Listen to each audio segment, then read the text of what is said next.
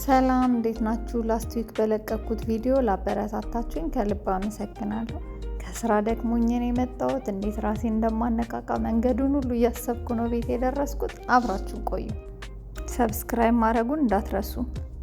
ሻወር ገብቼ ፀጉሬን በደንብ ሸፈንኩት። ሙቅ ውሃ ከፍቼ ነበር እንደ ስቲም እንዲሆንልኝ ብዬ። ያው ሰው ባለው ነው። ፊቴንም ቀሲል ተቀባው። ከዛ ገሌን ስክራብ ተቀባው። ከታሸው በኋላ በደንብ ተለቀለቅኩ። ቅልልን ያለኝ ጠረን የራሱ እንዴት አባቱ ደስ እንደሚል። ለፊት የምጠቀመው ሳሙና ሴታፊል ነው። እንዴት ጽድት እንደሚያደርገው ብታዩ። ብረሽ ቦረሽ አድርጌ በቪታሚን ኤ ፊቴን ማሳጅ አደረኩት በደንብ አድርጌ። ራሴን እያየው ፈጣሪን ድንቅ ስራ አመሰገንኩኝ።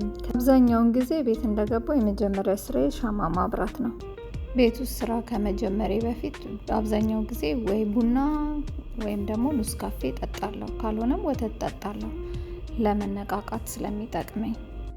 ሁሌም ስለ ቤት ውስጥ ስራ ሳስብ የእናቴ ቤት ይናፍቀኛል። ብቻዬን መኖር ስትጀምር የቤተሰብ ጥቅም በደንብ ትረዳለህ። በተለይ ስትሰደድ እናት ጋር ሲኮን ቁርስ ምን ልብላ፣ እራትና ምሳ ምን ልስራ፣ እቃ ልጠብ የለም።